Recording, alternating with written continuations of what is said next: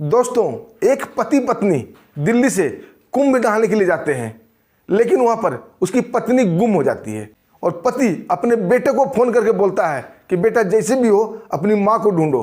दोनों बेटे उसके परेशान हो जाते हैं और अपने मामा को लेकर वो महाकुंभ पहुंच जाते हैं और दर दर भटकते अपनी माँ को ढूंढने के लिए।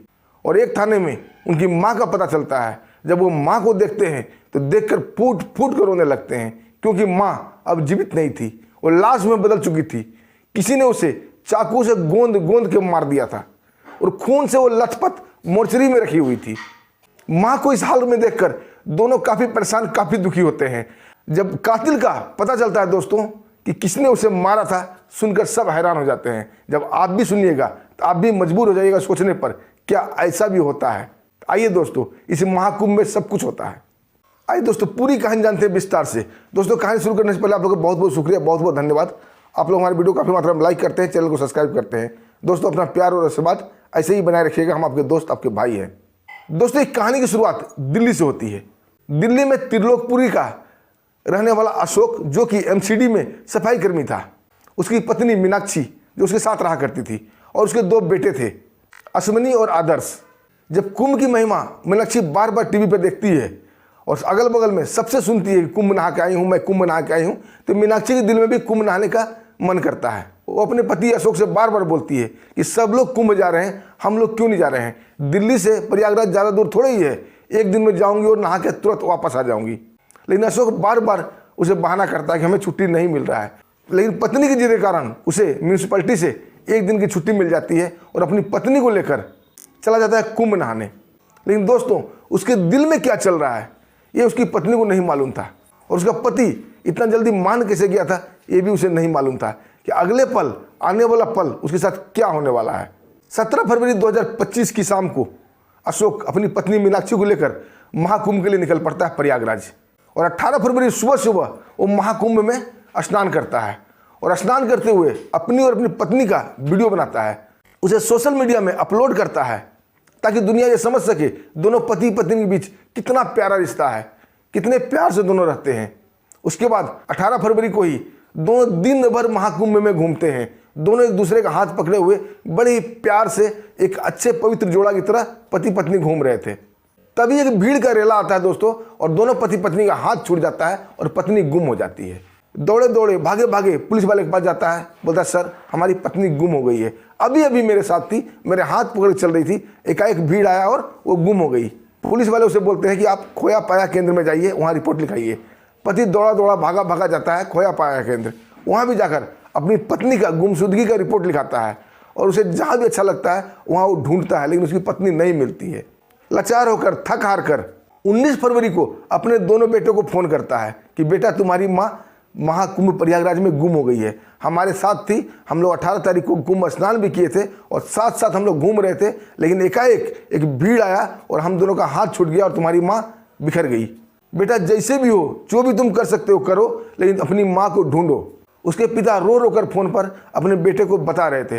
हालांकि दोनों बेटे का उम्र ज़्यादा नहीं था, फिर भी दोनों बेटा अश्विनी और आदर्श अपने मामा परवेश के साथ प्रयागराज जंक्शन में पहुंचते हैं और वहां पर अपनी मां का फोटो दिखा कर लोगों से मदद की दुआई मांगने लगते हैं कि आपने इस महिला को कहीं देखा है, ये हमारी मां है, हमसे बिछुड़ गई है। लेकिन कुछ भी उन्हें पता नहीं चलता है। जब जंक्शन में तीनों ढूंढ ढूंढ कर थक जाते हैं, उन्हें कुछ पता नहीं चलता है, तो पहुंच जाते हैं महाकुंभ जहाँ पर स्नान किया जाता है। वहाँ पर जाकर जहाँ भी कोई पुलिस वाला मिलता था उसे पूछते थे, लेकिन कुछ भी पता नहीं चलता है। फिर वो खोया पाया केंद्र भी जाते हैं, वहाँ भी उन्हें पता नहीं चलता है। दोस्तों, भटकते भटकते तीनों दारागंज पुलिस चौकी पहुंच जाते हैं। वहाँ उस महिला की फोटो दिखाकर बोलते हैं कि हमारी माँ है, ये हमसे गुम हो गई है। दोस्तों, दारागंज पुलिस थाने में एक सिपाही उस महिला का फोटो देखकर पहचान लेता है और अनुमान से बोलता है कि आप चले जाओ झूसी थाना, शायद ये महिला वहाँ मिल जाएगी। दोस्तों, तीनों को एक उम्मीद का किरण जग गया था। तीनों भागे भागे झूसी थाना पहुँचते हैं। झूसी थाना में जाकर जो इंस्पेक्टर साहब थे उनसे मिलते हैं। इंस्पेक्टर साहब थे उपेंद्र प्रसाद सिंह। उन्हें वो फोटो दिखाते हैं। अब बोलते हैं हमारी माँ है, 17 फरवरी को कुंभ नहाने के लिए आई थी, लेकिन ये 18 तारीख को गुम हो गई है। हमारे पिता ने हमें फ़ोन किया, हम लोग ढूंढ रहे हैं, काफ़ी परेशान हैं। एक सिपाही ने हमें बताया है कि झूसी थाना में महिला मिल सकती है। दोस्तों, इंस्पेक्टर जैसे ही वो महिला का फोटो देखते हैं थोड़ा सा चौंक जाते हैं। जो वहाँ के इंस्पेक्टर थे उपेंद्र प्रसाद सिंह, वो एक सिपाही को बुलाते हैं। अब बोलते हैं इन तीनों को उस महिला को दिखा दो, शायद इनके पहचान वाली हो। सिपाही उनको लेकर जाता है और वो महिला को दिखाता है। दोस्तों, उस महिला को देखते ही तीनों फपक फपक के रो पड़ते हैं और दोनों बेटे आदर्श और अश्वनी माँ से लिपट जाते हैं और खूब रोते हैं। लेकिन अब माँ इस दुनिया में नहीं थी। वो माँ की लाश थी जिसे किसी ने चाकू से गोंद दिया था। वो खून से लथपथ थी। वही साड़ी पहनी हुई थी जो कि वो घर से पहन के आई थी। दोस्तों, दोनों बेटे को रोता देख वहाँ के जो इंस्पेक्टर थे उपेंद्र प्रसाद सिंह बोलते, बेटा रो मत, तुम्हारी माँ का जो कातिल है बहुत जल्द पकड़ा जाएगा, ये मैं तुम्हें विश्वास दिलाता हूँ। और दोस्तों, शुरू हो जाता है पुलिस का पुलिसिया रूप। उस क्षेत्र के पूरा सीसीटीवी खंगाल जाने लगता है। तो उस महिला का फोटो निकल कर सामने आता है। कहाँ पे? झूसी थाना क्षेत्र में एक आज़ाद नगर जगह है और आज़ाद नगर में केवट बस्ती है। केवट बस्ती में एक लॉज है। उस लॉज के आसपास दोनों को देखा गया था। उस महिला के साथ एक पुरुष भी था। जब उस पुरुष की फोटो दिखाया जाता है तो दोनों बेटे पहचान जाते हैं, बोलते हैं हमारे पिता हैं। अब सीसीटीवी को और भी खंगाल जाने लगता है। फिर दोनों को एक लॉज में घुसते हुए दिखाया जाता है। जब पुलिस लॉज वाले से पूछताछ करती है दोस्तों, तो लॉज वाला ये बताता है कि ये दोनों शाम को हमारे यहाँ आए थे और रुकने के लिए बोल रहे थे, लेकिन इनके पास कोई भी आईडी नहीं था। हमने रुकने से मना कर दिया। तभी एक हमारे जान पहचान का था बंदा जिसका नाम है सुरेश बिंद। उन्होंने बोला, अरे कुछ ही देर रुकेंगे, ये लोग कुंभ नहाने आए हैं, रह लेने दो। फिर मैंने इनसे फ़ोन नंबर मांगा। इन्होंने फ़ोन नंबर भी नहीं दिया, बस इतना ही बताया था कि ये दिल्ली से आए हुए हैं। मैंने भी यही सोचा कि कुछ घंटे रुकेंगे, इसलिए हमने लॉज दे दिया। बाकी साहब मुझे कुछ नहीं मालूम कैसे क्या हुआ। सुबह जब एक बंदा बाथरूम के लिए गया था तो वो चीखता चिल्लाता वहाँ से भागता हुआ आया। जब हम लोग वहाँ पहुँचे तो इस महिला के वहाँ पर लाश गिरा हुआ था जो कि चाकू से गोंदा हुआ था, खून से लथपथ था। फिर हमने पुलिस को इन्फॉर्म दिया और पुलिस यहाँ से लाश को उठा के ले गई। अब दोस्तों, इंस्पेक्टर उपेंद्र प्रसाद सिंह दोनों बेटे को बोलते हैं कि तुम अपने पिता को फ़ोन करके बुलाओ और एक जगह फिक्स किया जाता है जहाँ पुलिस वाले पहले से छिपे हुए थे। दोनों बेटे अपने पिता को फ़ोन करते हैं। अब बोलते हैं, पिताजी अमुक जगह पे आ जाइए, माँ को हम लोग ढूंढ नहीं पाए हैं। उसका पिता रोते रोते उस जगह पे पहुँचता है। जैसे ही उस जगह पे पहुँचता है, पुलिस वाले उसे घेर लेते हैं और पकड़ लेते हैं। और पुलिस वाले उससे एक ही क्वेश्चन करते हैं कि जब तुम्हारे पास फ़ोन था, तूने फ़ोन नंबर लॉज में क्यों नहीं लिखवाया? दोस्तों, ये सुनते ही अशोक सख्ते में आ जाता है, क्योंकि उसने कल्पना भी नहीं की थी उसका भेद इतना जल्दी खुल जाएगा। जब पुलिस वाले अपना पुलिसिया रूप दिखाते हैं और उसे 3rd डिग्री दिया जाता है, दोस्तों पहले ही टूट जाता है और अपना अपराध स्वीकार कर लेता है।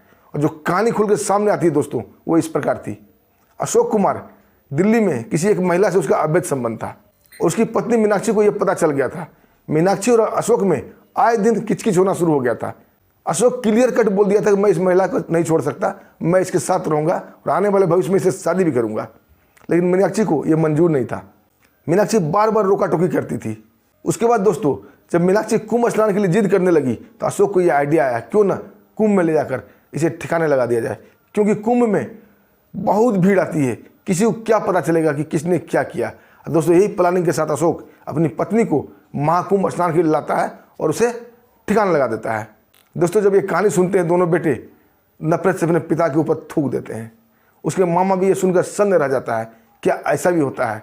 दोस्तों, ये कहानी सुनाने का मकसद मुझे किसी का दिल दुखाना नहीं था, बस एक आगाह करना था, सचेत करना था कि ऐसा भी होता है। इसलिए सतर्क रहें, सावधान रहें। दोस्तों, कहानी अच्छी लगी तो वीडियो को लाइक कीजिएगा, चैनल को सब्सक्राइब कीजिएगा। दोस्तों, फिर मिलते हैं एक शानदार सच्ची घटना के साथ। तब तक के लिए हमें आज्ञा दीजिए। नमस्कार, जय हिंद।